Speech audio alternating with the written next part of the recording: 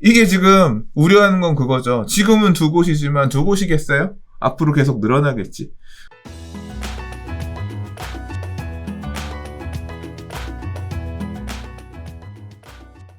좋아요와 구독하기는 사랑입니다. 네, 안녕하십니까. 2021년 2월 20일 한발 앞서 소식을 전하는 고품격 부동산 토크쇼 부동산 별별 수다에 오신 여러분을 환영합니다. 자, 명절 잘 보내셨습니까? 새해 복 많이 받으십시오. 새해 복 많이 받으십시오. 네. 네, 명절 잘 보내셨어요? 네, 잘 보냈습니다. 뭐 어떻게 모이셨습니까? 그냥 노코멘트 하겠습니다. 안 모였어요? 네. 일단 이번 명절 때에도 이제 가족들이랑 만나지 못하신 이야기들이 참 많더라고요. 네. 그래서 뭐 개인 집집마다 뭐 제사를 드렸다, 차례를 드렸다, 뭐 이런 얘기들도 많이 하시던데, 오랜만에 그래서 사람 만나는 게 굉장히 반가운 일이다라는 거를 느끼고 있어요, 요새. 거리 제한이 약간 완화가 돼서 저희도 교육장에 더 많은 분들이 오실 수 있게 됐거든요. 과거에는 카메라하고 저만 있었는데, 지금은 한 5분? 이렇게 앉아서 하다 보니까, 물론 뭐 예전에 비해서는 턱없이 작지만, 그것도 그렇게 감사하더라고요. 그런 부분이 있었고. 요새 근데 뭐 해외에서 백신 맞기 시작한 나라들은 네. 이제 감염자 숫자가 급감하고 있대요. 그래요? 네, 좀 반가운 소식인 것 같아요. 좀 그래서 우리나라도 이제 백신 맞고 그러면 다시 또 정상화되는 모습 보이면서 하반기에는 좀 이제 오프라인의 즐거움을 좀 이제 느끼면서 살 수 있지 않을까. 기대된다, 그날이. 네. 네네. 지난 영상 때 수장님이 그 사이다 발언을 하도 많이 해주셔가지고. 네. 그냥 뜨겁더라고요. 속 그래요? 시원하다. 뭐 이런 얘기들 많이 하시던데. 오늘도 사이다 발언 있습니까? 듣기 좋으라고 한 말은 아니고 열받아서 한 말인데. 근데 오늘도 뭐 꼽아놓은 내용들이 그런데. 그러니까. 이제 좀 자제해야겠어. 자제해야겠어요? 자꾸 이런 거 꼽지 마. 뉴스픽을, 네.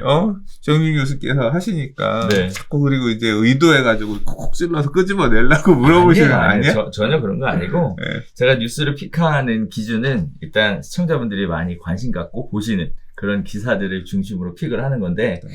이제 다들 답답하니까. 답답해. 2번 읽고, 3번 읽고 하시는 거겠죠. 무슨 계획주의 국가야, 뭐, 하는 것들이 지금 다 보면. 네. 중국 쫓아가는 게, 중국을 못 닮아서 안달이 난 것 같아. 다, 뭐, 국가가 나서서 뭐 어떻게 하겠다, 이런 것 같아가지고. 그러니까. 잘 하지도 못하면서. 그럼 오늘도 시원한 사이다 발언 기대해 보도록 하겠습니다. 자, 첫 번째 소식부터 진행해 볼까요?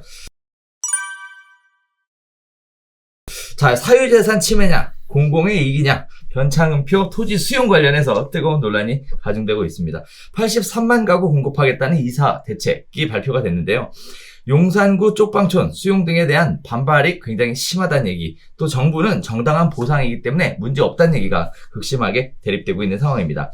이사 대책은요, 정부의 표현대로 새로운 모델인 건 맞습니다. 지금까지 정비사업에 공공이 개입해 관리자 역할을 하려는 시도는 많았지만 이번 대책은 그 차원이 다른데요. 공공이 민간의 땅을 수용해서 땅 수용권을 갖고 소유권을 가지고 사업을 진행한다는 계획은 정부의 기존 틀을 깨기 위해서 지금까지의 다른 법 근거를 가지고 오고요. 거기다 또 기존 법도 많이 개정할 방침이라고 합니다. 자, 뭐 여러 가지 얘기들이 나오는데 그 중에 하나가 공공주택 특별법을 토대로 도심 공공주택 복합 사업 같은 것을 개발하겠다라는 건데, 과거에는 외곽의 신도시 개발에 쓰던 법을 갑자기 도심으로 끌고 들어왔다라는 것에 큰 차이점을 두고 있습니다. 크게 두 가지 이야기들을 하고 있는데요. 첫 번째는 공공이 땅 소유권을 갖는다라는 얘기가 가장 이슈가 되고 있는 것 같아요. 공공 입장에서는 법에 기초한 정당한 보상을 통해 소유권을 수용하는 것이고, 토지주는 소유권이 헐값에 넘어간다라고 반발하고 있고요. 또 공특법은 그동안 개발 제한 구역과 같은 미개발 지역에 적용해온 터라 큰 문제가 없었지만, 변창흠 국토교통부 장관은 이해관계가 복잡한 도심의 금싸라기 땅 개발에도 이와 같은 수용에 관련된 법을 적용할 계획이라서 논쟁이 심해지고 있는 상황입니다. 또 정비사업 관련해서도 과거에는 3분의 2 동의 절차를 가지고 진행해야 되는 부분들도 얘기가 많은데요. 두 번째 얘기는 수용권에 관련된 부분인데요.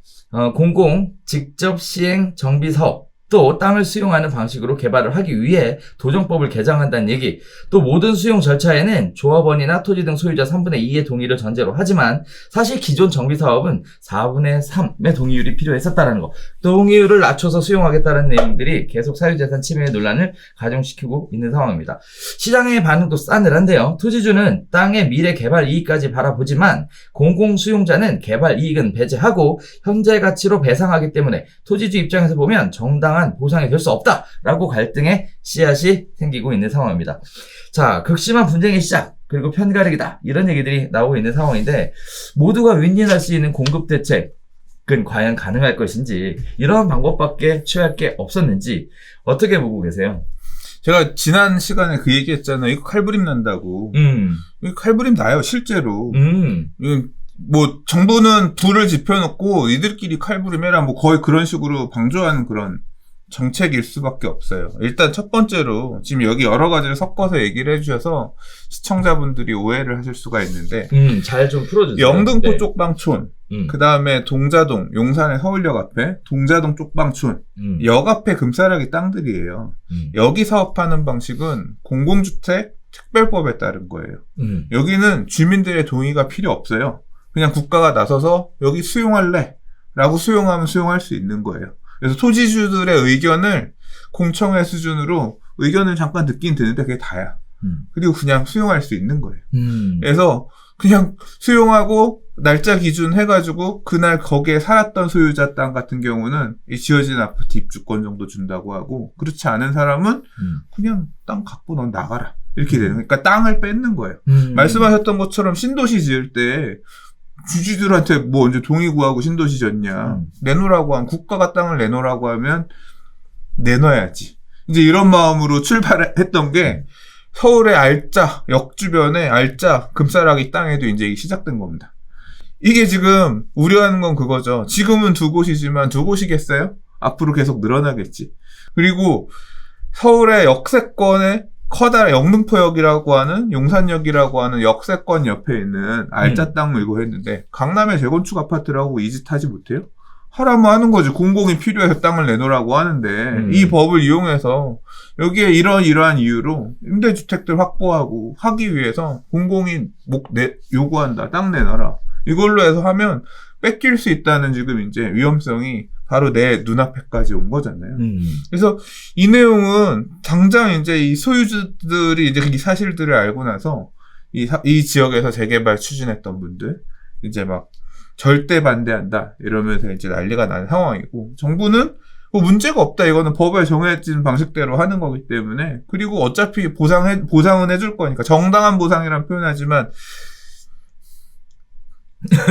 그 말하는 아저씨 당신 땅이 그렇게 있다고 하더라도 만족할 수 있을 것 같아요.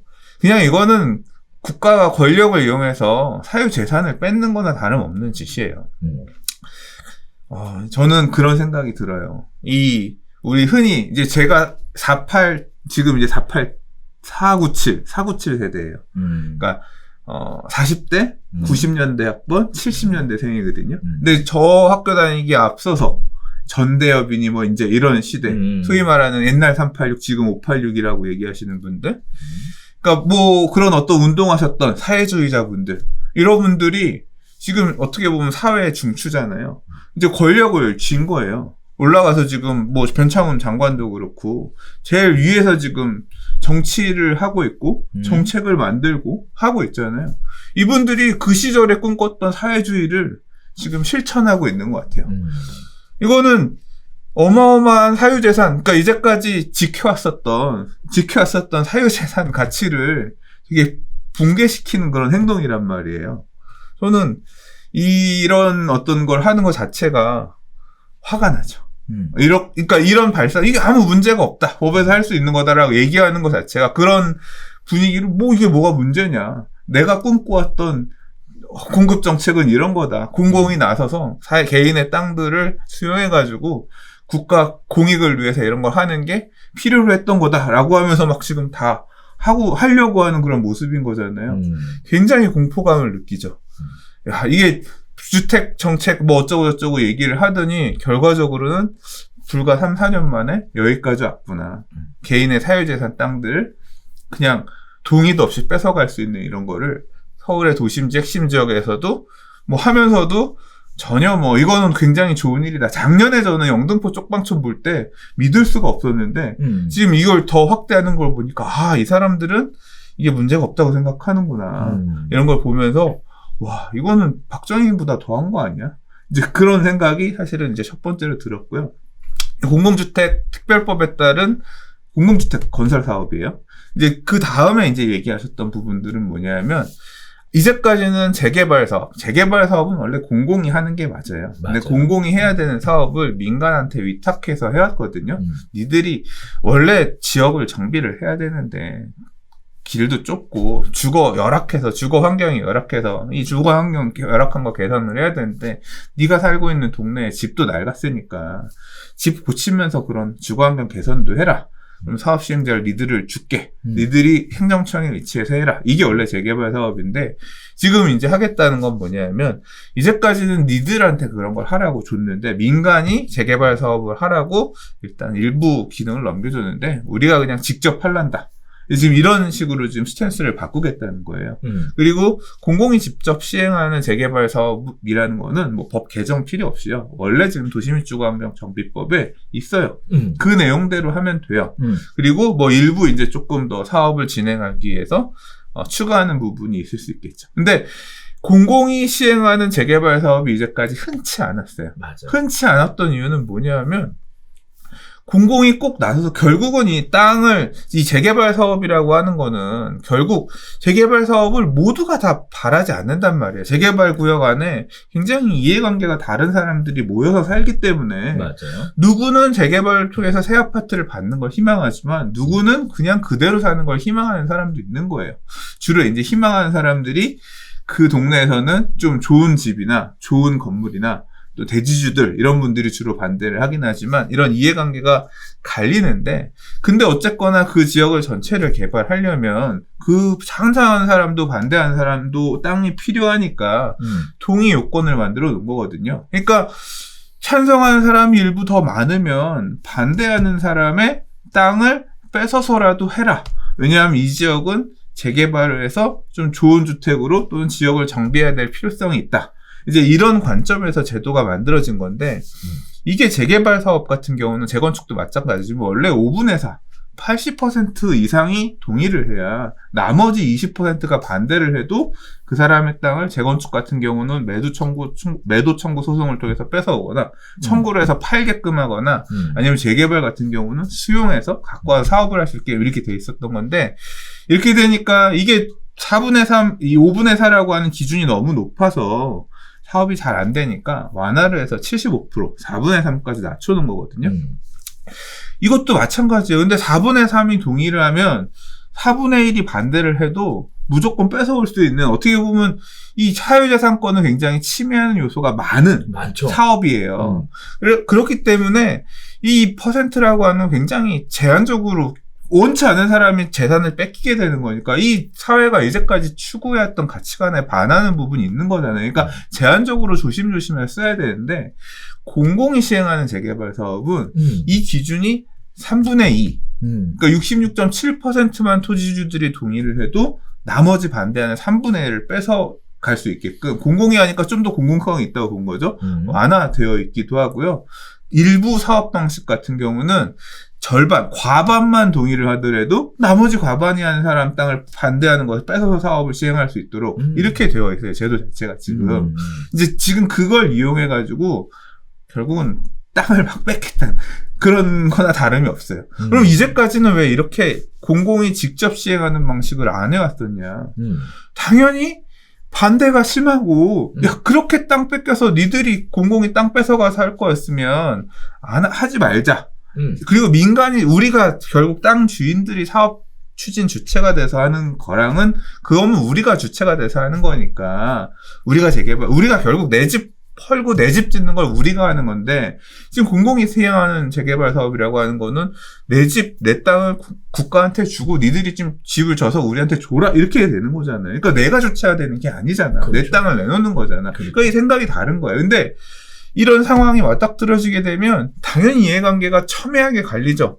나는 애초에 재개발 싫었는데 국가가 와가지고 좀 더 낮은 동의율로 내 땅을 뺏어갈 수 있게 되었네라고 하면 이분들 입장에서 엄청 공포감이 생기는 거고, 야, 내가 진짜 그지 같은 동네에서, 그러니까 그지 같은 표현이 열악하다는 얘기예요. 재개발은 열악한 동네에서만 가능하니까, 와, 그지 같은 동네에서 좁은 집에 이렇게 있었는데 어쨌거나 재개발할 수 있는 동아줄이 내려왔네.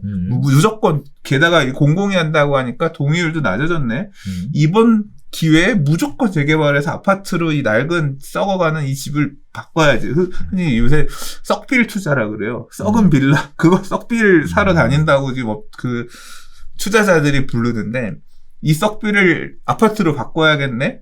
이제 이 사람들 간에는 어마어마한 갈등이 생길 수밖에 없어요. 이게 이전 같았으면, 그럼 동네가 그러니까 이 동네 안에서도 그런 지주들, 재개발 사업에 절대적으로 반대하는 사람들이 어느 정도 뭉쳐 있으면 이 동의 요건에 허들이 있으니까, 절대 우리가 30%가 뭉쳐 있으면 절대 여긴 조합 설립이 안 되니까 재개발이 더 갈 수 없을 거야. 그런 안심하는 이런 부분이 있었다고 하면 이게 50% 또는 66.7%로 동의 요건이 낮아지게 되면 이분들 입장에서는, 재개발을 반대했던 분들 입장에서는 이제 공포감이 엄청 커지는 거죠. 그러면 우리 재개발 동의해주세요라고 얘기를, 이제 이 재개발을 하자, 그러니까 조합 설립을 하자거나 또는 이제 이 지금 공공한테 공공이 하게 되는 재개발 재건축 사업 같은 경우는 사업 땅을 넘겨줘야 되는 거니까 사업 시행자를 LH나 SH 같은 공기업으로 정하자라고 하는 이제 동의를 위한 서류를 받겠죠. 이거 받으러 다니는 사람한테 이제 린치가 발생하거나 물리적으로 충돌이 나지 않으리란 법이 없어요. 이거는, 왜냐하면 그거 되는 순간 내 땅 다 뺏기는 거니까. 그래서 심각한 갈등이 발생될 수밖에 없는 내용인데, 뭐 이거를 사람들이 원하니까 좀 되게 쉽게 생각하고, 나이브하게 생각하고, 느긋하게 생각하고 밀어붙이는 것 같아요. 그래서 이거는 굉장히 큰 갈등이 발생할 것 같아요. 예. 근데 이제 이 반응들, 이제 이런 공공이 시행하는 재개발 사업을 갈 거냐 말 거냐. 이거는 이제 재건축 같은 경우는 지난번에도 얘기했지만, 강남의 재건축이나 좀 괜찮은 입지의 재건축들 같은 경우는 자존심이 있지. 이제 이런 방식은 별로 그렇게 안 할 것 같고, 민간이 할 수 있는 재건축 방식 이런 것도 있고 하니까. 근데 이제 이 재개발 밖에 가능성이 없는 이런 낙후된 주거 지역에 이런 주민들 같은 경우는 이 갈등이 좀 앞으로도 불씨가 굉장히 많이 남아서 좀 문제가 많이 될 것 같아요. 자, 지금 도정법 얘기를 잠깐 주셨는데, 뭐 결국은 요약해보면 이런 얘기일 수도 있을 것 같아요. 3분의 1의 반대와 3분의 2의 찬성 간의 대립이지 않나 라는 생각도 드는데요. 한편으로 보면 이런 생각, 시청자분들 중에는 이런 생각을 하시는 분도 있으실 것 같아요. 뭐 저도 얘기를 하다 보면 그런 얘기들을 종종 하시는 분들을 뵙는데요.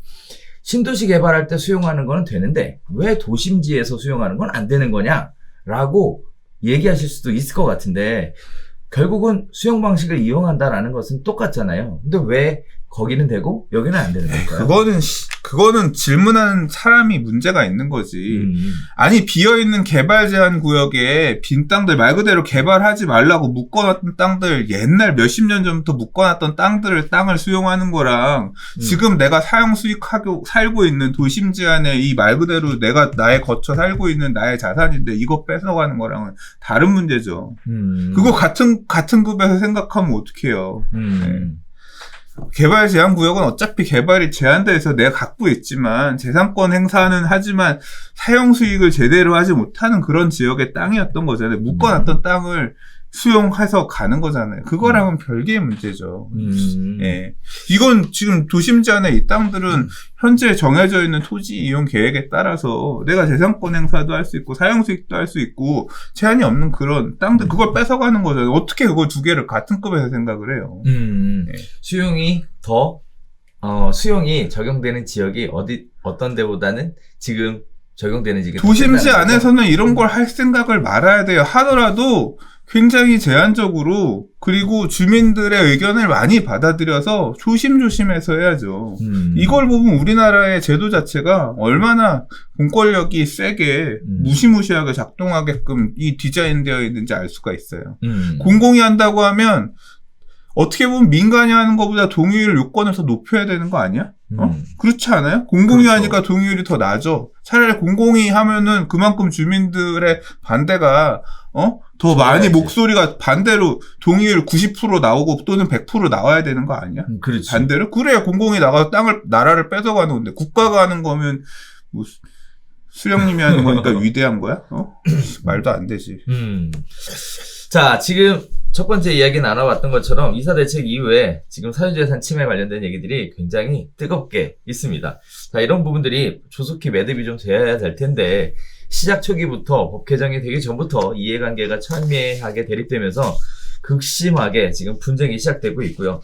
그리고 또 더 나아가서 갈등이 주장되고 있는 상황이라 아무튼 조속하게 원만하게 좀 마무리됐으면 좋겠습니다.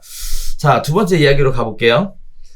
이거 만드신 분들이 네 땅이 그 안에 포함돼서 그냥 돈 받고 나가야 된다고 생각을 해보고, 그렇지. 법을 만들거나 법을 집행하려고 하세요. 얼마나 피눈물 나고 억울한 사람들이 쏟아져 나올 텐데.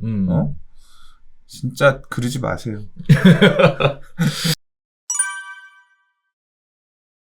자, 두 번째 이야기 가볼게요. 말 많던 공공재개발 용적률이 결국 법정 상한 120%로 가닥 잡았다라는 얘기가 또 이슈가 되고 있습니다. 자, 서울시는 상한의 120% 도달이 목표다 이렇게 얘기하고 있는데요. 사업성 따지던 공공재개발 속도의 전망을 한번 살펴보면요. 지금 공공재개발과 공공재건축에 관련된 이해관계들이 얘기가 나오고 있습니다. 자, 서울은 공공재개발 후보지 8곳의 용적률이 정부의 기존 발표보다 높아질 전망이다 라고 얘기를 했어요. 그간 공공재개발 혜택에 기대에 못 미친다면서 재검토까지 고려했던 주민들의 마음을 돌릴 수 있을 것이냐 라는 부분에 관심을 많이 가져왔는데요. 거기에 따라 서울 18일 서울시와 부동산 업계 등에 따르면 서울시는 흑석 2구역과 봉천 13구역 등 공공재개발 시범사업 후보지 용적률을 법정 상한의 120%로 정할 방침이다 라고 했고, 거기에 따라서 상한 용적률이 500%인 준주거 지역은 600%로 상향될 것이다 이렇게 기대했는데요. 정작 나오고 나니까 기대에 못 미쳤다는 얘기가 나오고 있습니다. 정부가 제시한 시범사업 후보지 예상 용적률이 주민의 기대보다 터무니없이 낮았다는 것이었는데요. 당시 국토부가 발표한 자료에 따르면 봉천 13구역은 전체가 준주거 지역인데도 공공재개발로 받을 수 있는 최대 용적률이 400%밖에 되지 않았습니다. 흑석 2구역도 대부분이 준주거 지역인데 용적률을 450%밖에 받지 못했다라는 게 문제인데요. 아까 말씀드렸던 것처럼 준주거 지역은 600%를 받을 수 있는 것으로 이렇게 되어 있는데 450%밖에 안 나온다 그러니까 당연히 기대했던 것보다 훨씬 못 미친다는 얘기가 나오는 것 같습니다. 자, 주민들은 용적률 상향을 요구하고 나서고 있는 상황이고요. 정부가 제시한 용적률만으로는 사업성 확보가 어렵다라고 주장하고 있는 상황이고, 또 일부 지역에서는 공공재개발 취소까지 거론되고 있는 상황이라고 합니다.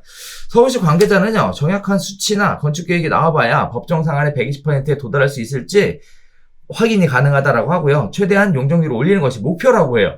이 목표라는 게 참 애매한 게, 일단은 600%는 아니라는 거죠. 거기까지 달려가겠다는 뜻이겠죠.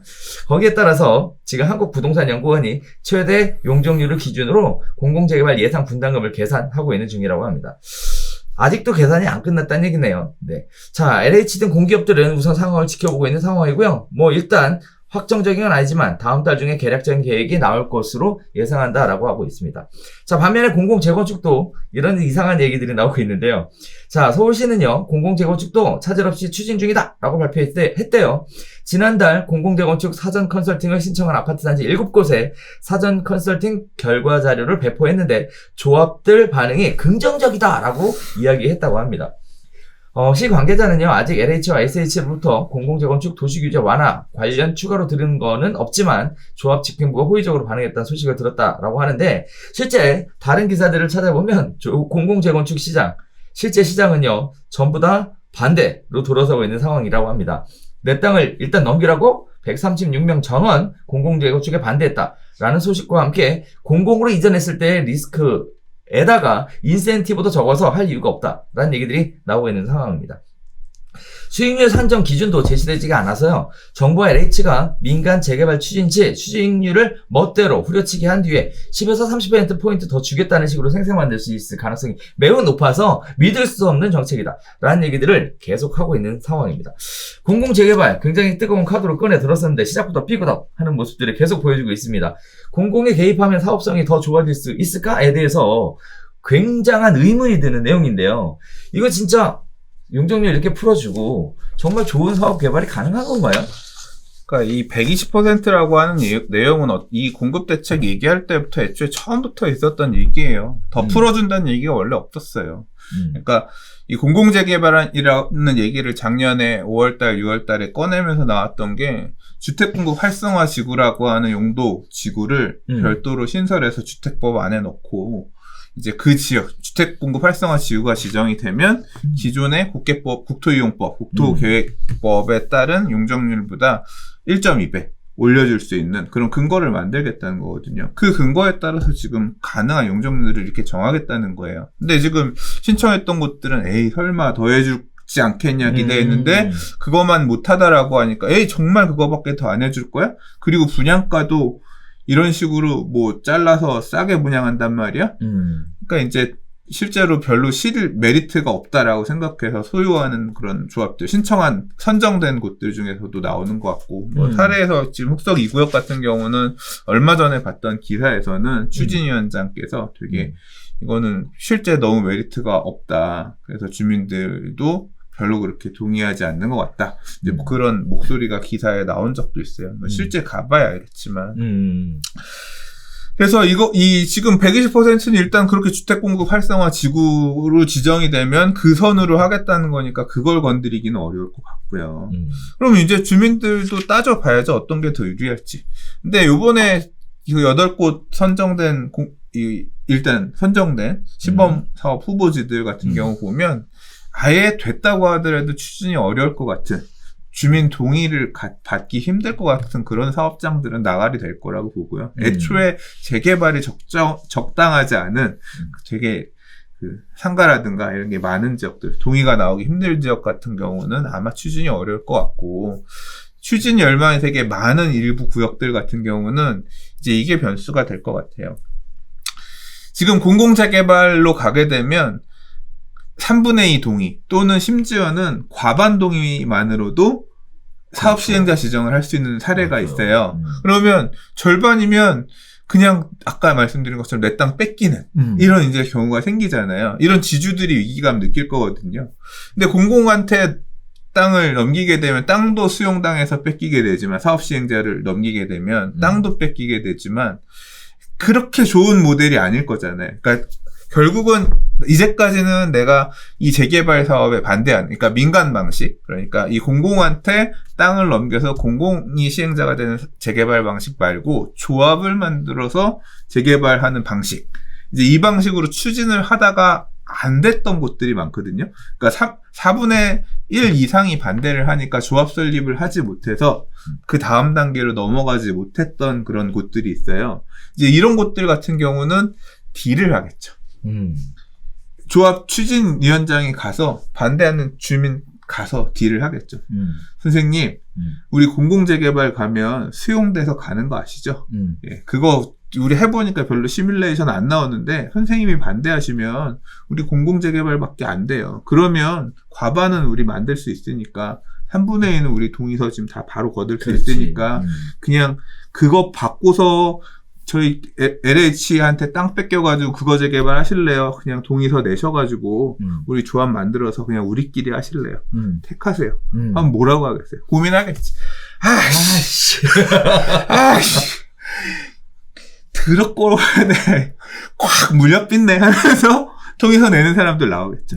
지금 그래서 제 생각에는 그런 사업장들 같은 경우는 아이씨 내가 차악을 선택하느니 차라리 그럼 조합 방식으로 가겠다라고 하는 곳들이 일부 나올 수 있을 것 같아요. 그냥 현실적인 제 예상이에요. 그리고 공공재개발밖에 안 되겠다. 정부에서도 공공재개발이 이게 실적이 있어야 되니까 이제 또 만들어내는 곳도 있긴 할 것 같은데, 근데 모르겠어요. 이게 이게 거래 제한이라든가 여러 가지 이게 가보지 않은 길이기 때문에 이게 공공재개발이 지금 10%에서 30% 추가 부담금을 줄여준다 막 이런 걸로 지금 포장을 해놨지만 이 10%에 30%의 추가 이익이라고 하는 것도 결국은 말씀하셨던 것처럼 뭘 기준으로 10%에 30%인데 우리가 관리처분으로 사업 지금 정산도 안 해봤는데 니들이 미리 그런 거 아니에요. 야, 니들이 사업하면 추가 부담금 너 1억 내게끔 되어 있는데 30% 줄여줄게. 7천만 7천만 원만 내게 해줄게. 그거 내가 계산해봤어. 야, 아직 우리가 사업하는 거 마무리도 안 해봤는데 지금 앞으로 5년 뒤에 실제로 그렇죠. 관리처분 이 재개발 사업을 사업성 추산이라고 하는 거를 사업 초기 단계부터 계속 하거든요. 그러니까 그 재개발 투자를 해보신 분이나 경험해본 분들이면 아실 거예요. 왜냐하면 사업 시행 인가 계획 수립할 때도 사업성 추산을 하고 그 전에 조합 설립할 때도 사업성 추산을 하고 그 이후에 그 사업시행계획, 그러니까 분양 신청할 때도 하고 관리처분 이후에도 하고 계속 사업계획 변경을 하면 사업성이 계속 바뀌거든요. 왜냐하면 분양 환경이 계속 바뀌잖아요. 아파트를 얼마 지을 수 있는지 공급 환경, 조달하는 원가도 계속 바뀌잖아요. 그래서 10년 전에 사업성 추진한 거랑, 사업성 추산한 거랑 10년 후에 사업성 추산한 거랑 내용이 다르거든요. 그렇죠. 그러니까 지금 시점에서 뭐 얘기하는 거랑 10년 후에 실제, 또는 5년 후에 실제 내가 내야 되는 추가 부담금이 나올 때 추산하는 거랑 내용이 달라져요. 근데 지금 이거 얘기하는, 5년 뒤에 분양 환경이 어떻게 될지 뭣도 몰라서 사업 추산이 어려운데, 지금 기준으로 10%에서 30% 정도는 넌 줄어들 거다, 이런 식으로, 뭔가 좀 미래를 예상하게끔 하면서 이렇게 준다는 거를 받아들이기도 만만치가 않을 거고. 그러니까 어거지죠, 제가 생각할 때는. 그리고 이 재개발 사업에서 사업성이 열악하게 나빠져 있는 이유는 가장 주된 이유는 그거거든요. 분양가를 나라가 찍어 누르고 있으니 분양 수입이 줄어들게 되니까 주민들이 지금 이 추가 부담금이 늘어나고 있는 상황인 건데, 그걸 갖다가 결국은 분양 세대수를 늘려서 임대 아파트를 많이 넣어가지고 열악한 어떤 그런 환경을 감안하고 사는 조건으로 해서 추가 부담금 그것도 줄여주겠다 이런 조건이기 때문에 사실 주민들 입장에서 이런 공공재개발이 그렇게 크게 메리트가 있지는 않거든요. 그래서 결국은 제한적으로만 뭐 하는 곳 있을 것 같고, 또 이제 실제로 가다 보면 흐지부지 돼서 그러니까 이게 참 문제예요. 한번 올해 안에 쇼부를 보겠다. 올해 안에 이제 뭐 사업 시행자를 지정하는 거 받겠다 뭐 이런 식으로 얘기를 했는데, 올해 내년 어떻게 실제 주민들이 반응이 나올지는 위치마다 봐야겠지만 이 8곳 중에서 몇 개나 될까요? 글쎄요. 네. 지금 소장님 얘기한 것처럼 네. 얘기해 보면은 공공재개발은 어차피 특별한 메리트가 없고, 그리고 또 보상에 대한 기준도 명확하지 않고, 그러니까 추진하기 어렵다 이렇게 보여지는데, 반면에 말씀하신 것처럼 민간이 동의를 받기에는 더없이 좋은 조건을 하나? 야, 네 목에 이거 받아. 그러니까 이거 지금 조합하고 그냥 조합으로 가자. 안 그러면 우리 같이 차악을 선택해야 돼. 차악은 이미 우리 동의 다 나와 있어. 이거밖에 안 되는 거예요. 그러니까. 예, 그래서 그런 어떤 일부가 있을 거고, 이 단지들 중에서 몇 개나 나올지는 근데 결국 정부도 칼을 딱 꺼내가지고 우리 공공재개발 하겠습니다 얘기를 꺼내놨는데, 그러니까. 실적은 좀 있어야 되니까. 그러니까 요번에 8개 된 곳 중에서는 좀 제한적으로 추진하는 곳이 나오지 않을까 싶고, 3월에 발표한다라고 하는 신규 같은 경우는 조금, 신규는 열의가 되게 있는 곳이니까 그쪽은 있을 것 같은데, 최근에 지금 오늘 기사 픽은 안 해놨는데, 최근에 이제 언론에 나오는 기사의 흐름을 보면 신청한 곳들 중에 상당수가 다 탈락했어요. 왜냐하면 아시겠지만 재개발 사업이 그냥 주민들이 원한다고 하는 게 아니거든요. 그렇죠. 예. 그러니까 집이 낡아서 하는 게 아니에요. 열악한 환경, 주거 환경이 열악하고 집도 낡았을 때 하는 거거든요. 근데 이제 그런 열악한 요건들이 그 정량 요건을 채우지 못해서 여기는 아예 얘기해보지도 못하는 그런 곳들이 꽤 나온 것 같아요. 그래서 생각보다 그렇게 많은 곳이 지정되지 않을 수도 있을 것 같아요. 재건축 관련된 것도 굉장히 전 재미있는데요. 지금 분명히 얘기했듯이 서울시는 뭐라고 얘기하고 있냐면 조합들 반응이 긍정적이다 얘기하고 있고, 다른 기자분들의 기사들을 보면 공공재건축에 반대했다 이렇게 얘기가 나오고 있어서 이거 진짜 되긴 되는 건가요? 책상 위에서만 일을 하니까 돌아가는 환경, 지금 거의 그런 거 아니에요. 세상 어떻게 돌아가는지 세상 물정 모르는 거 아니에요. 네, 그냥 세종시로 이전하고 나서부터 네. 현실하고 더 멀어지신 아니 지금 것 뭐 같아. 서울시 분이라며. 아 그런가? 서울시가 공공재건축도 차질 없이. 아 그렇구나. 네, 네네. 뭐 그랬다고 하는데. 자, 아무튼 공공재건축, 공공재개발 관련해서 지금 계속 밀어붙이고 있는 모습들을 보여주고 있는데 실제 취지는 쉬워 보이지 않는 것 같습니다. 아무튼 잘 진행이 돼봐야 될 것 같고, 2021년 한 해 끊임없이 등장할 키워드가 이 재건축하고 재개발에 관련된 키워드가 아닐까라는 생각이 들어요. 자, 세 번째 이야기 가보겠습니다. 명절 이후의 부동산 시장 궁금하시죠? 한번 이야기 나눠보도록 하겠습니다. 자, 25만 채 주택 공급에 속도전을 붙이고 있는 상황입니다. 신규 공공택지 후보 관련된 내용이 뜨겁게 달아오르고 있는데요. 정부가 신규 공공택지 2분기까지 후보지를 발표하겠다고 합니다. 서울 접근성, 주택 수요 분산과 효과를 기준으로 해서 선정을 하겠다라고 얘기했는데요. 광명시흥, 하남, 김포, 고양, 화전 등 물망에 오른 지역들이 지금 계속 얘기가 되고 있습니다. 토지 수용, 보상 절차, 이해관계 해결이 관건이라고 하는데요. 정부가 오는 2025년까지 서울의 32만 구 공급을 위해서 전국에 85만 가구의 주택을 공급하는 이사 공급 대책과 관련해서 입법 절차 등 후속 조치에 속도를 내고 있는 상황입니다. 25만 가구 규모인 신규 공공택지 후보지 발표는요, 1분기에 시작해서 2분기까지 완료할 방침이라고 얘기합니다. 정부가 이처럼 속도전에 나선 것은 표면적으로 문재인 대통령이 직접 나서서 후속 조치를 서두르라는 지시에 따른 것으로 보여지고 있는데요. 하지만 실상은 대책 발표 이후에도 실제 공급 물량이 줄어들 것이라는 시장의 불안 심리를 조기에 진화하기 위한 것으로 보인다는 의견이 많습니다. 또 정부 대책이 발표되면 집값이 잠시 주춤하다가 상승하는 패턴을 반복하는 학습 효과를 사전에 차단하겠다라는 것으로 그 의도가 풀이되고 있는 상황인데요. 자, 일단 문 대통령께서는 국토부 집값 안정에 명언을 걸라라는 말씀을 주셨어요. 거기에 따라서 긴장하지 않을 수 없었을 텐데요. 이사 대책이 발표된 이후에 이러한 영향 때문일까요? 실제 시장은 서울 아파트 매매 거래량이 4개월 만에 증가세가 꺾여 보이는 모습들 보여주고 있고요. 이사 공급 대책의 우선 공급권 탓에 매수세는 일단 관망세로 접어들었다라는 평가가 우세적입니다.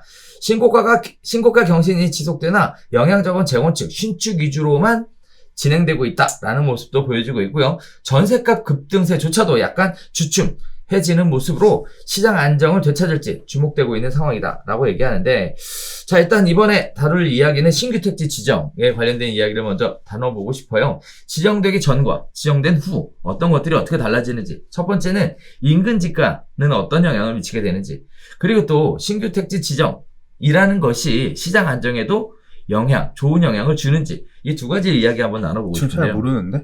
왜 몰라? 경험이 없잖아. 왜 없어? 전 신규 택지 지정하고 그 주변의 집가 어떻게 움직이는지 관심 있게 본 적이 없어서 잘 모르겠고요. 근데 이제 그거 같아요. 왜 뜬금없이 이번에 신규 택지 지정이 나왔나 얘기들을 했잖아요.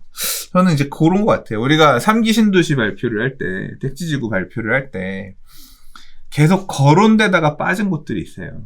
그러니까 뭔가 그 당시에 발표할 때 물량으로 넣기에는 약간 좀 부족했던 곳들. 근데 계속 추후에도 작업들을 했겠죠. 그러니까 항상 이런 LH라든가 이런 그 지방공사에서는 자칫 택지 발굴을 위해서 뭔가 하고 있잖아요, 업무들을.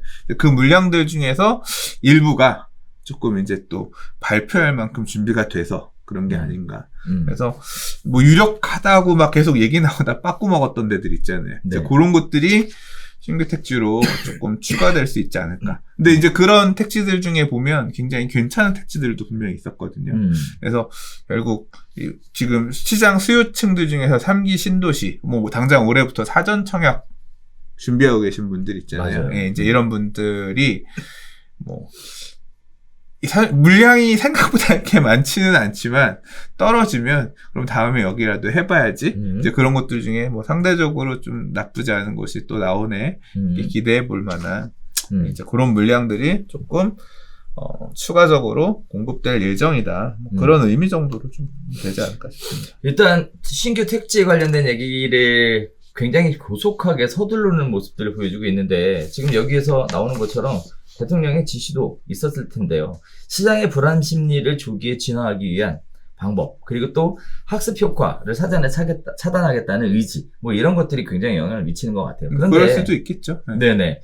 근데 저 개인적으로는 이 얘기를 픽한 내용 중에 꼭지로 삼은 것 중에 하나는 뭐냐면 신규 택지 지정 얘기가 나오면 이제 앞으로 나오게 될 기사들이 어떤 거냐면 여기가 지정이 되려고 하는데 후보지로 물망에 올랐는데 여기다가 지정하면 배드타운 되는 거 아니냐 이런 얘기 나올 거고, 또 수도권하고 가까운 곳을 지정했는데 거리가 너무 먼 거 아니냐 이 얘기 나올 거고, 또 더 나아가서는 교통호재 여기다가 어떤 교통을 깔아줄 것이냐 얘기가 또 나오는데요. 근데 맞춰서 할 것 같은데 이번에도 우리 지금 그래요? 3기 신도시도 공통적으로 보면 2기 신도시가 가졌던 약점들에 대한 비판들을 이제 그러니까 3기 신도시는 좀 좋은데 이제 그 택지지구는 다 좀 약간 차이가 있지만 일단 좀 메머드급으로 나오는 곳들이 신도시 이름을 달 것 같은데, 지금 보면 3기 신도시들은 대부분 광역교통 대책들을 묶어가지고 넣었잖아요. 그래서 GTX 계획되어 있는 것들을 어쨌거나 물어서 또는 확정이 안 됐다고 하더라도 추후에 물 수 있도록 이렇게 하겠다고 했기 때문에 어느 정도 그런 교통의 요지들 있는 곳에 넣을 것 같고, 예, 그렇게 될 것 같아서 예상하는 것들도 거의 뭐 그런 쪽에 사람들이 지금 예상하고 있지 않나 싶어요. 그러니까요. 그래서 이번에 또 얘기 솔솔 나오는 게 GTX-D라 노선 관련돼서 뭐 신규로 교통망을 확충하지 않아도 이미 GTX-D로 연장되는 구간 쪽에 연결할 가능성이 높지 않겠냐? 이런 얘기들도 나오고 있는 상황이더라고요. 인근 집가에 영향을 주는 것은 사실 택지 지구의 지정으로 영향을 받는 게 아니라 교통망 호재라든지 또는 개발 계획이라든지 이런 부분들이 더 영향을 더 많이 주는 것 같고. 저는 그게 맞물려 있다고 생각해요. 그렇죠. 이게 왜냐하면 보시면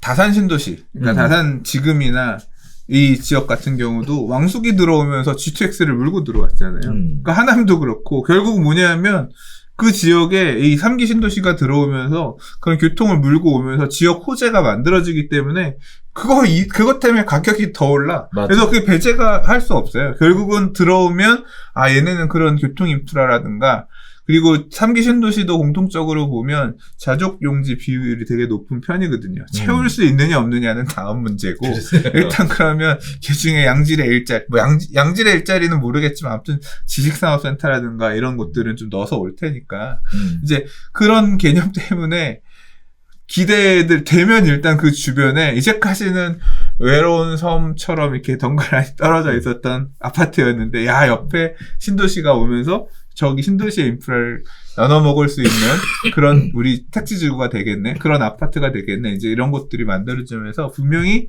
집가에 영향을 받는 것은 나올 거예요. 네. 자, 이렇게 조속하게 서두르는 거 보면 이사 대책 발표한 이후에 진짜 말 그대로 명운을 걸라라고 얘기하는 것처럼 굉장히 심각하게 받아들이고 있다라는 건데, 이번 구정 때 부동산 얘기 해보셨습니까? 안 했는데. 안 했어요? 네. 어디 안 갔다니까. 어디 안 가셨어? 네.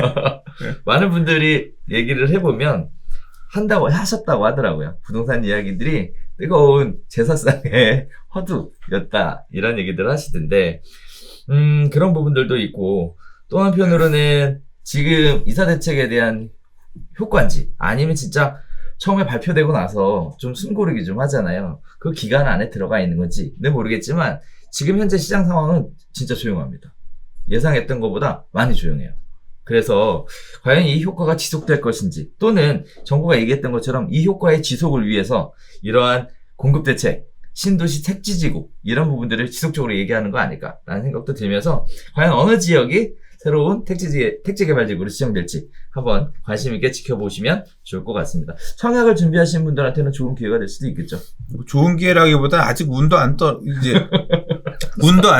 떨어진 거고 그냥 생각해보고 있다 이제 나올 거다 이런 얘기인 거니까 나오면 이제 그때부터 설레겠죠. 이제 지금 우리 무슨 지구 얘기하듯이 거기 청약하면 어떨까 이제 그때 나오겠지. 네. 자, 네 번째 이야기로 갈게요. 전월세 신고제가 6월 달에 시행되기로 했었는데요. 2달 앞당겨서 시범지역으로 해서 진행하겠다라는 얘기가 나오고 있습니다. 투명화 기대 속에 과세 포섭이라는 우려도 나오고 있는 상황인데요.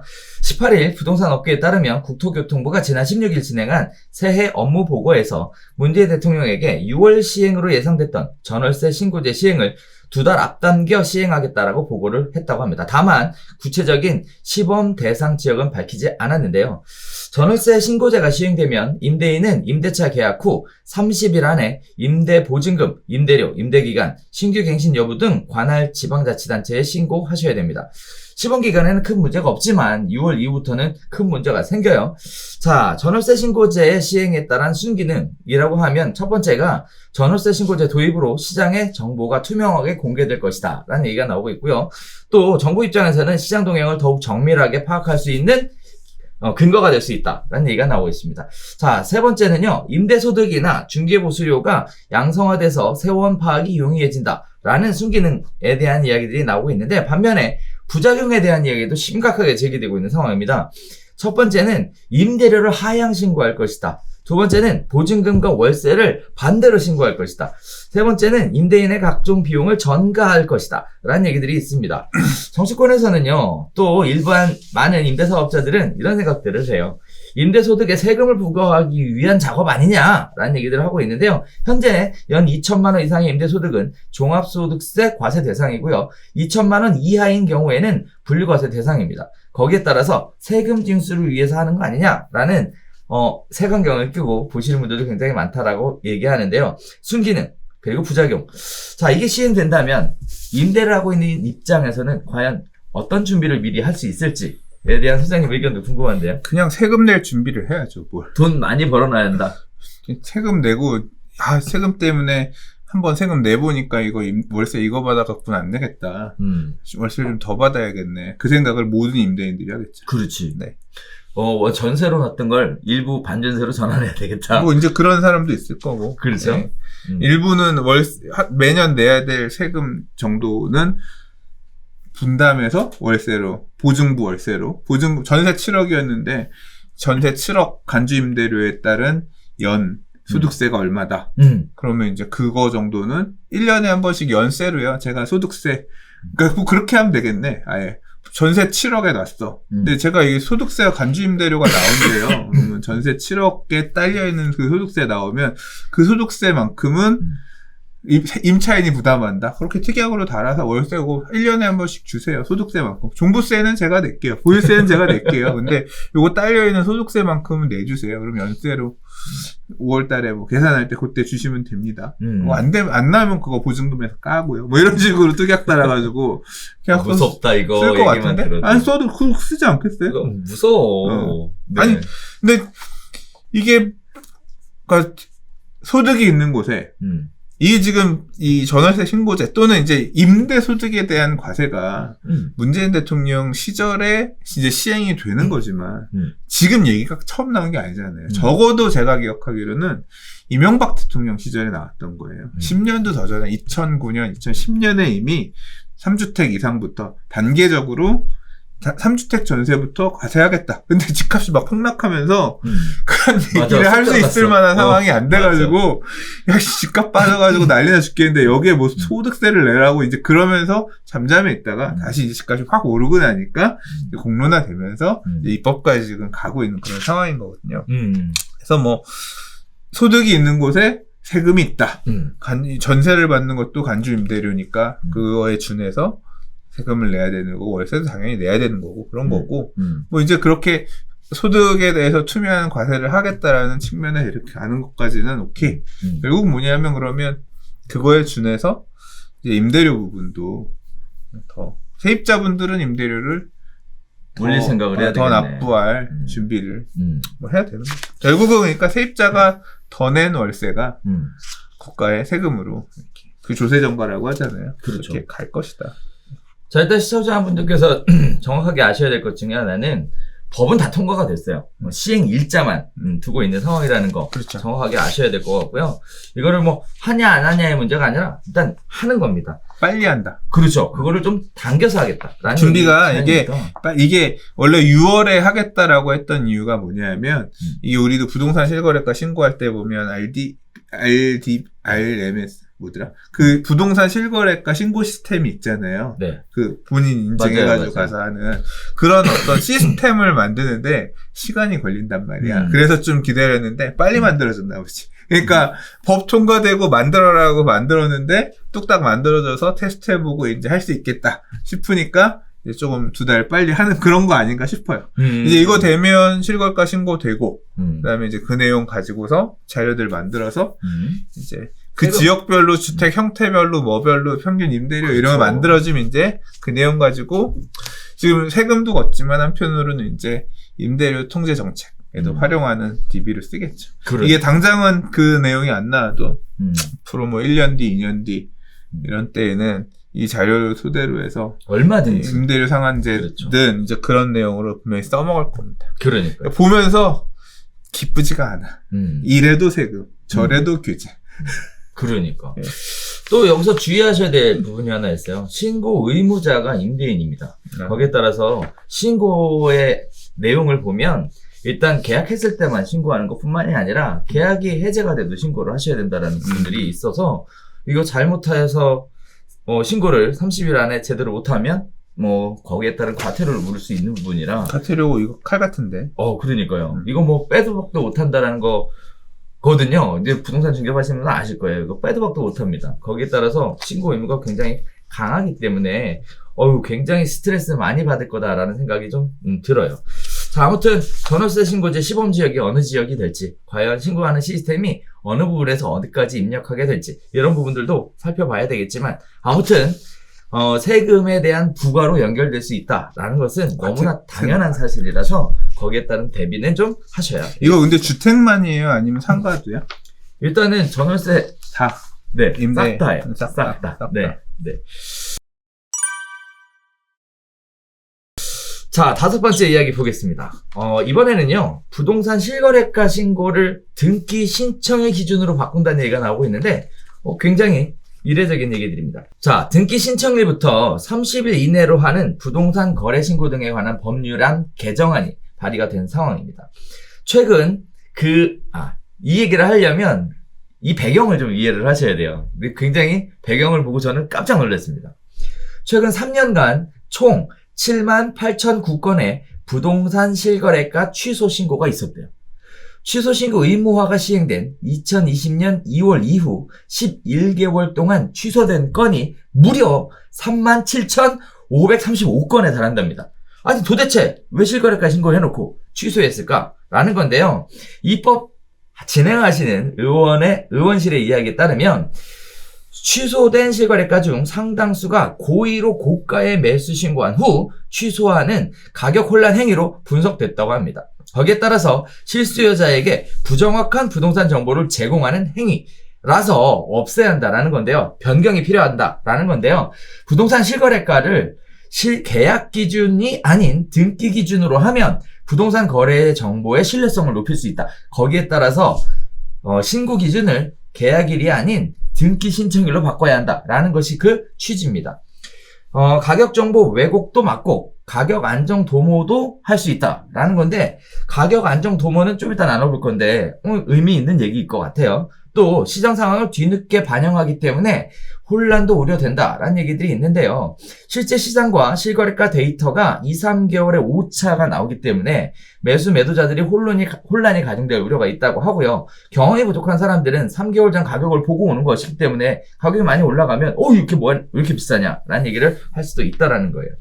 자, 부동산 실거래가 신고를 신청일, 계약일이 아니라 등기 신청일로 바꾸게 되면 시장에 어떠한 영향을 미치게 되는 건지, 그리고 정확한 정보가 우선인 건지, 또는 빠른 정보 공개가 우선인 건지에 대한 얘기도 얘기들이 입장에 따라 달라질 것 같아요. 무엇이 더 중요한가에 대한 문제일 것 같은데 이 기사 어떻게 보셨어요, 선생님? 그 의원님들이 그렇게 생각하셨다고 하니까 네. 이제 바뀌면 중개업자분들은 좋지. 왜냐하면 신고 등기 잔금 받고 넘기고 나서 그때 신고하면 되니까 속 편하지. 그래서 중개업자분들은 되게 마음 편할 것 같고. 등기 신청일이니까 실거래가 신고서가 있어야 신청이 되는 거예요. 네. 그러니까 어쨌거나 잔금이 막판에 가서 그렇죠, 신고하는 그렇죠. 거잖아. 그러니까 중개업자분들은 되게 편할 것 같고. 이게 상승장 하락장에서 달라요. 상승장에서는 지금 매도인들이 왜 신고 이거 빨리 실거래가 신고 빨리빨리 되게끔 안 하냐. 왜? 고가에 신고된 내용이 빨리 나와야 우리 집값 조금이라도 더 받고 팔 수 있어. 이 동네 중개업소 가두리 이 중개업소들 이거 신고 늦게 하고 이놈 새끼들 다 처벌할 수 있어. 뭐 이제 이런 마음으로 빨리 신고하게끔 해달라고 목소리를 높였잖아요. 그렇죠. 예. 그래서 그 목소리에 화답해가지고 실거래가 신고 투명하게 빨리 한다고 해서 60일, 30일로 땡겨놨잖아요. 그 맞아. 상승장에서는 그게 맞아. 가격이 앞으로 계약되는 애들이 더 높게 나오니까 더 높게 거래된 사례가 빨리 드러나면 드러날수록 매도인들은 좋지. 맞아. 그 가격 보고 매수자 못 봤냐. 이 가격에 팔렸다. 그렇지. 이미 거래된 가격이. 이제 하락장이 오면 이제 빨리빨리 하락장이 오면 이렇게 빨리 신고해야 되는 거는 마음에 안 들거든요. 왜냐하면 빨리 신고해야 되면 가격이 빠져있는 가격도 빨리 늘어내야 되니까 그게 별로야. 이게 이 상승장 하락장에 따라서 이 신고 의무가 빨리 있는 게 좋을 때도 있고 나쁠 때도 있거든요. 근데 지금 이 내용대로 늦게 신고하는 걸로 바뀌게 되면 상승장에서는 매도인들 입장에서 화나지. 야, 씨. 지금 올라가는 거 당장 딱 드러나서 알아야 되는데 등기 치고 나서 한 달 이내면 보통 우리가 계약하고 잔금까지 한 달에서 2달 정도 잡잖아요. 그렇죠. 그럼 잔금 받고 한 달 안에 신고하면 계약 시점보다 적어도 2개월에서 3개월 뒤에 신고가 들어갈 수 있다는 건데 그러면 2개월, 3개월 차이의 가격 이 변동이라고 하는 건 어마어마하게 큰데, 그러니까, 그럼 이 실거래가 신고 자료를 취합해서, 보통 이제 국토교통부의 실거래가 신고 사이트 올라오죠? 그럼 그 자료를 받아다가, 여러 가지 부동산 서비스들도 실거래가 자료를 토대로 해서 자료를 보는데, 이게 2-3달이 떠버리면 골 때려지는 거죠. 그러니까 시적절한 데이터로 볼 수가 없고 이 실거래가 자료 자체가 그렇죠. 계속 뒷북 자료밖에 안 되는 거지. 그러니까 자료로서의 시의성을 담고 있는 자료로서 유통할 수 있느냐 거의 쓰기가 되게 애매해지는 그냥 2달 전에 3달 전에 이런 분위기였구나. 뒷북 치는 그런 자료를밖에 못 쓰는 것이. 그렇지. 근데 그럼에도 불구하고 이렇게 어렵게 집계한 자료들을 일종의 디지털 쓰레기 내는 거잖아. 그렇죠. 일종의 디지털 쓰레기 2-3개월 뒤에 추세 확인만 하는 이런 용도로 바꾸겠다라고 하는 이유는 계약해놓고서 취소시키고 계약해놓고 이것 때문에 가격이 오히려 더. 사실 저는 이 부분에 대해서는 진짜 그런 건지, 왜 이렇게 취소가 많이 있었는지, 그 사유에 대해서는 정확하게 잘 모르기 때문에 판단이 약간 어렵지만, 어쨌거나 이렇게 바꾼다고 하면, 이거 별로 이렇게 자료로서는 의미가 없어지겠구나. 그렇죠. 네, 그렇게 생각이 돼요. 저 한편으로는 소장님 얘기하셨던 것처럼 상승장에서 지금 실거래가 신고가 빨리빨리 올라오게 되면, 과거가래 가격. 즉, 다시 얘기하면 그게 하한가잖아요.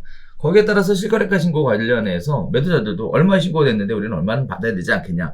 다시 얘기하면 시장 가격을 안정시키는데 의미가 있다라고도 한편으로는 보여져요. 또 한편으로는 이런 생각도 듭니다. 여기 의원실에서도 이렇게 얘기했지만 상당수가 고의로 고가에 매수하여 신고한 후 취소하는 가격 혼란 행위로 분석됐다. 근데 이게 진짜 그럴까? 나는 이 부분이 일단 의원실에서는 이게 소위 말하는 가장매매 그거라고 하는데 그렇죠. 이게 진짜 그거였을까? 그리고 제 실무 쪽에서는 왜 취소를 하시는지 잘 모르겠네. 이게 그럼 결국 위약금 내고 취소한 케이스도 있을 수도 있고 있겠죠. 그러니까 계약하고서 위약금 내고 취소한 경우도 있을 거고 그 다음에 뭐가 있을까? 그러긴 했는데 사실 쉽지 않아요. 위약금 내고 취소한다는 건. 그러니까 신고만 그렇게 해놓고 신고만 했다가 신고 취소하게끔 해서 그렇죠. 가격 장난을 치는 그런 게 있었다고 지금 자꾸 얘기를 하는 그렇죠. 거잖아. 그런 얘기를 하는 거예요. 지금. 근데 지금은 그걸 못 하잖아. 그렇게 하면 안 되잖아. 해제하면 해제 신고도 해야 되고 사유도 그렇죠. 넣고 해야 되니까 쉽게 그렇죠. 그렇게 못 할 것 같은데 지금은? 뭐 쉽게 못 할 것 같은데 어쨌든 저도 깜짝 놀란 게 그래서 이 얘기예요. 2월 이후 11개월 동안 취소된 건수가 37,535건에 달한다. 이거 왜 취소가 이렇게 37,500건이나 이 취소된 사유는 뭘까? 그러니까 이걸 좀 면밀하게 좀 봤으면 좋겠다. 그러니까 그 데이터들 해석을 어떻게 해야 될지 모르겠어요. 이게 실제로 그렇게 장난을 친 건지, 그러니까 가격을 왜곡해서 실거래를 보여주기 위해서 그렇게 작전을 한 게 진짜 이만큼 반영이 된 건지 아니면 다른 사유가 있는 건지. 뭐 음지에 숨어서 움직이는 일들이니까 그러니까 실제 그런 게 있을 수도 있거든요. 왜냐하면 가격이 급등해서 계약 해제를 요청해가지고 해제된 사례들도 되게 많잖아요. 네, 그런 부분도 거예요. 있을 거고 뭐 매수자 변경을 해야겠다. 내 이름으로 하려고 했는데 안 되겠다. 취소하고 다시 물어주고 재신고하고 그러면 두 건이 되는 거죠. 그런 경우도 실제로 많이 있으니까. 그러니까 정확하게 이 데이터는 뭔지는 잘 모르겠어. 좀 그런 부분은 자료들을 놓고 근데 뭐 그런 걸 볼 수 있는 위치도 아니고. 자, 그래서 정확한 정보가 먼저냐, 빠른 정보 공개가 먼저냐에 대한 입장 차이는 분명히 있을 것 같아요. 선생님 얘기하셨던 것처럼. 근데 이게 통과가 될까? 개정안 발의를 했는데 이게 큰 틀에서 이렇게 바꿔야 되는 거에 공감을 해서 가는 건지 아니면 일부 의원이 그냥 좀 이름 좀 드높여 보시려고 한 건지 잘 모르겠네.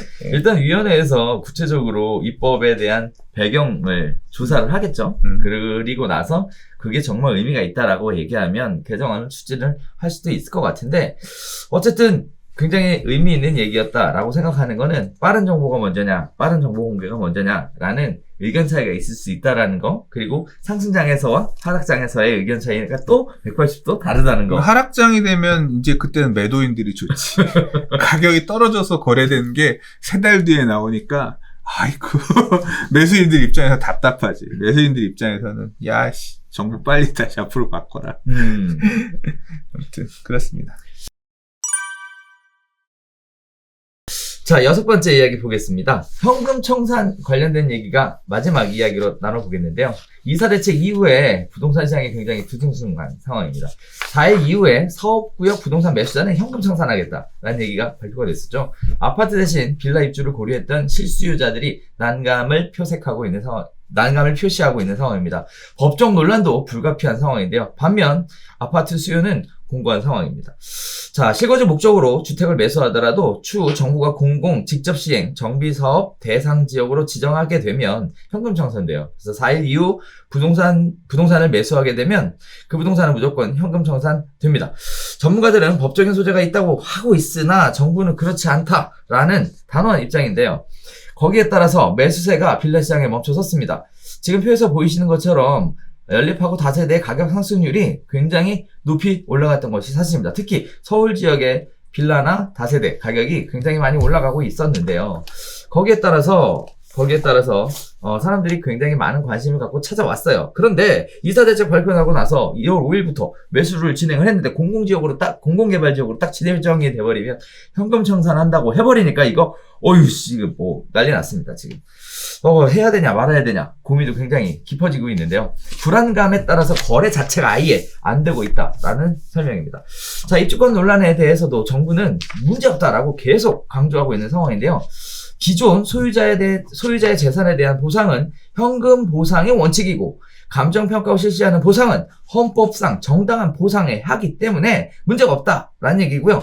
우선 공급권을 부여해서 보상하는 방식도 뭐 선택적으로 진행할 수 있어서 괜찮다고 얘기하는 건데 이거 지금 빌라 시장이 뜨거우니까 빌라 시장도 잡기 위해서 또는 공공이 진행하는 것에 대해 기대감을 가지고 또 몰려갈 거를 사전에 차단하기 위해서 이러한 어떻게 보면 억지스러운 이런 얘기들을 하고 있습니다.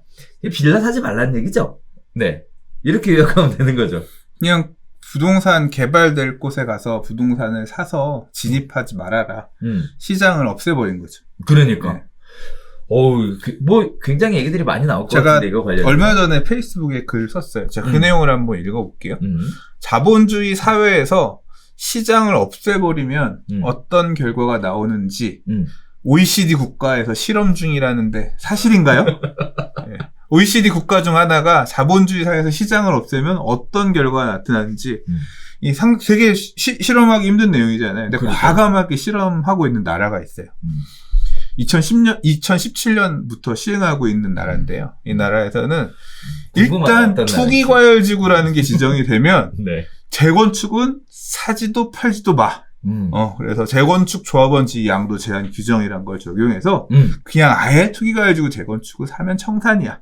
요런 제도를 이제 적용하게끔 하는. 그러니까 물건이 나오는 게 굉장히 아주 예외 규정에 따라서 일부 매매만 할 수 있으니까 진입하는 사람들도 못 팔고 그렇죠. 이렇게 시장을 샥 없애버리는 그런 제도가 시행이 2017년 8월부터 됐고요.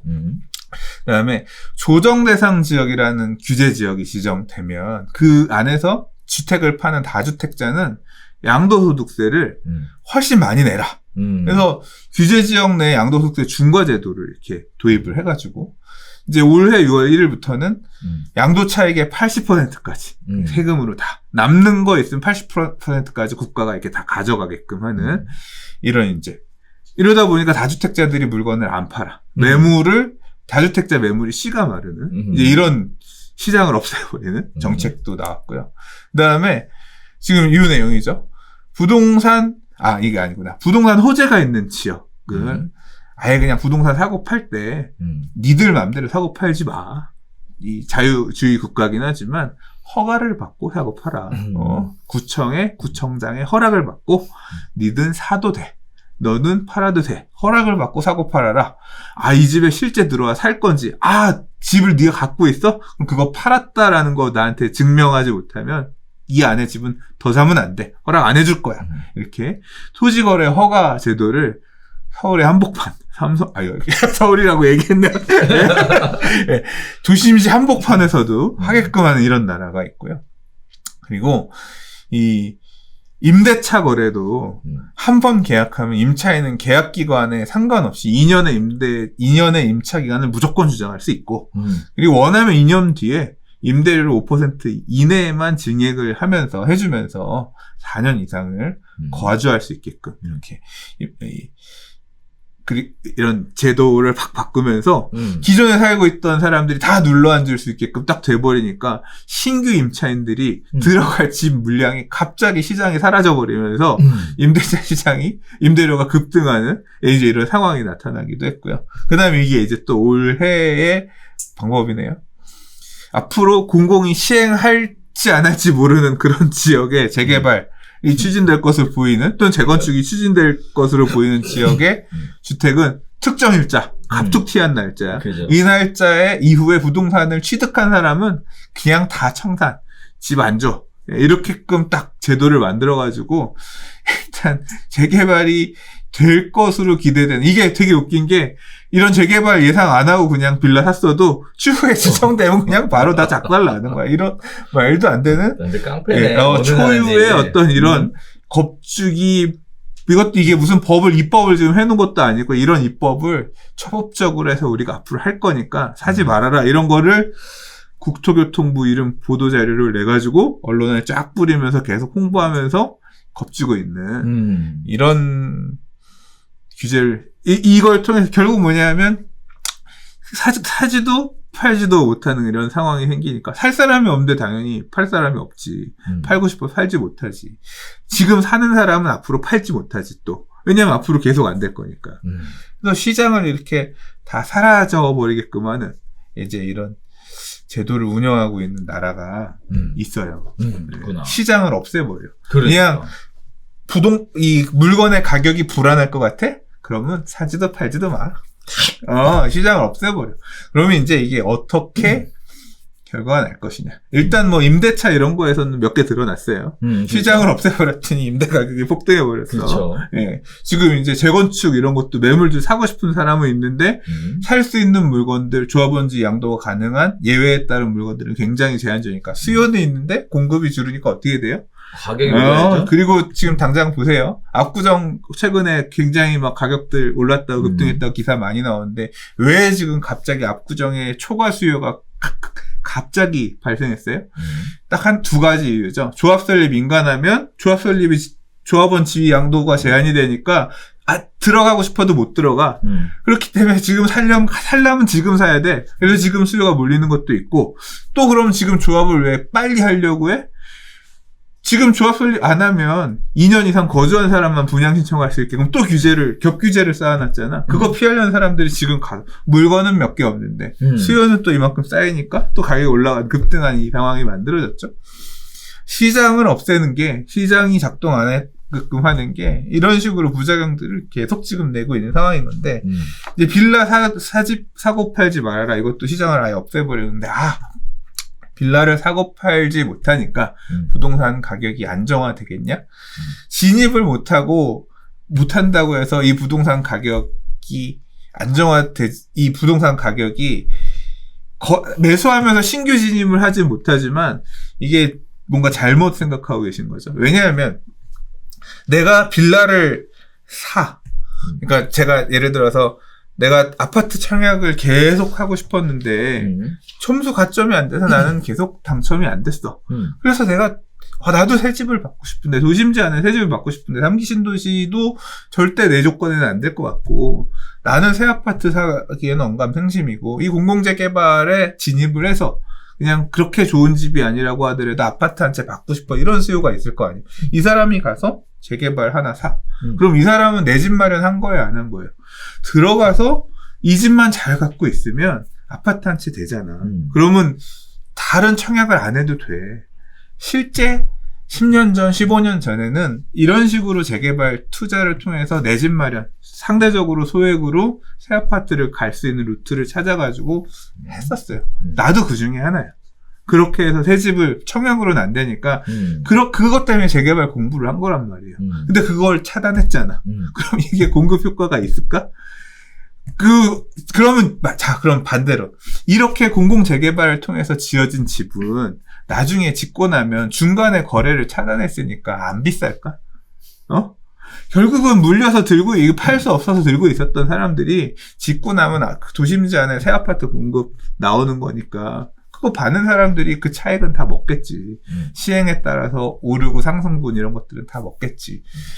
그러니까 시장을 없애는 부분에 대한 왜곡들이 이제 어떤 식으로 나타날지 좀 살펴봐야겠지만 결국 공급을 하기는 하는데 이게 그러니까 이 재개발 사업에서 조합원이 되고 가는 거는 청약이라든가 새 아파트를 산다든가 이런 식으로 갈 수 있는 수요들을 일정 부분 머금어 주는 거예요. 물론 투기꾼들이 와가지고 사고 그런 놈들도 있어. 그것도 있지만 그러나 그런 시장에 아파트를 사거나 아파트 분양을 받거나 하고 싶었던 수요들이 일부 들어와서 이 새 아파트에 대한 수요로 가끔 실수요자 수요들을 머금어주는 부분도 있는데 이제 그 부분들을 다 날려버린 거죠.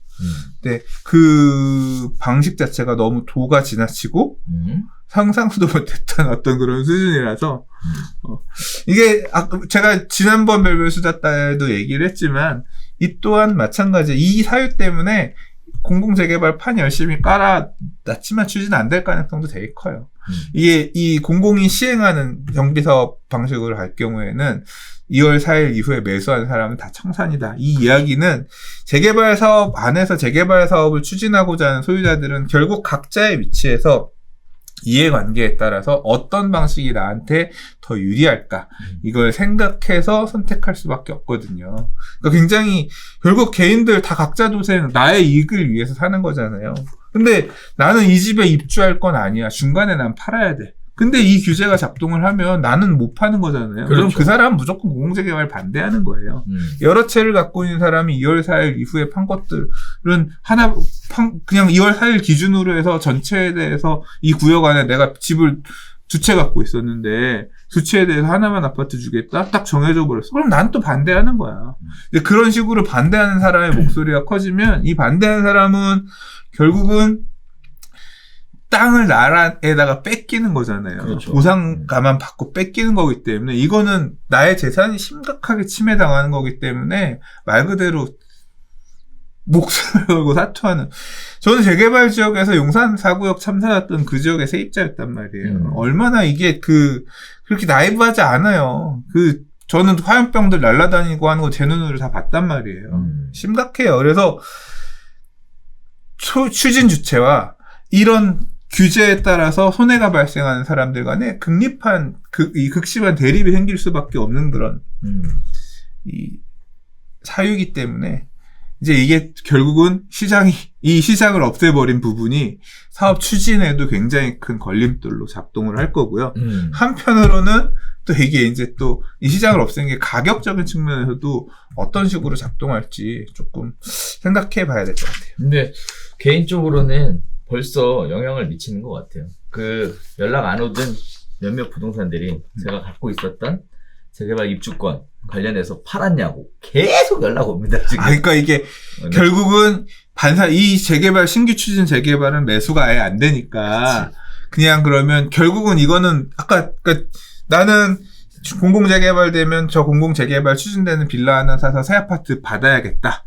좀 쌀 때 들어가서 10년 버티면 되지. 뭐 이런 마음으로 들어가려고 했다가 지금 진입할 수가 없으니까 그냥 짓고 있는 거 사자. 할 수 있는 거 사자. 이렇게. 그렇죠. 기존 아파트나 기존 추진하고 있는 재개발 입주권이나 이런 쪽으로 수요가 돌아가면서 오히려 그쪽의 가격이 더 올라가는. 맞아요. 그러니까 공급이 아니게 되는 그런 상황인 거네. 그러니까. 그래서 벌써 연락이 엄청 오고 있습니다. 네. 시장을 한쪽으로 누르면 한쪽으로 튀어 올라가는 거니까. 네, 수요가 있는 상황에서 여기가 시장을 열려다가 덮어버렸기 때문에 다른 쪽으로 풍선 효과가 가고 있다. 그 말씀이신 거예요. 그렇죠. 네. 그런 부분들이 현재 시장에 영향을 미치고 있는 상황입니다. 자, 명절 이후에 첫 번째 별별수다 한번 진행해봤는데, 오늘도 여전히 수장님의 화려한 말이 많았습니다. 이야기로 짧게 가자고 그랬는데 오늘도 말 듣기 많이 했네요. 풍성하게 제가 기사를 픽을 잘한 것 같아요. 말을 많이 할 만한 기사로. 나 얘기하면서 화나. 이제 앞으로 이 공공이 선이다. 공공이 다 뭐 때려잡는다 이런 주제 좀 그만했으면 좋겠어. 조만간에 또 시장 선거 하시게 되면 또 할 텐데. 안 하고 싶어. 잊고 싶어. 보기 싫은 내용인데 자꾸 읽게 만들잖아. 어떡해. 이게 시청자분들이 굉장히 관심 있는 주제들이에요. 이게. 현재 이게 어떻게 보면 부동산 시장을 읽어낼 수 있는 파라메타가 아닐까. 근데 그런 거 있잖아요. 네. 앞으로 부동산 자문업 등록해야 부동산 유튜브 할 수 있다고 뭐 이제 그런 얘기 나오잖아. 맞아요. 그거 나오면 난 이제 그만둘까봐. 그렇게까지 해놓고 이거 유튜브 돈도 안 되는 거야? 네.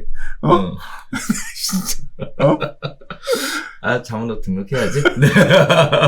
다른 사람 구해. 나는 안 할래. 자, 오늘 저희가 준비한 소식은 여기서 인사드리도록 하겠습니다. 저희는 다음 주에 새로운 소식 가지고 새롭게 찾아뵙도록 하겠습니다. 감사합니다.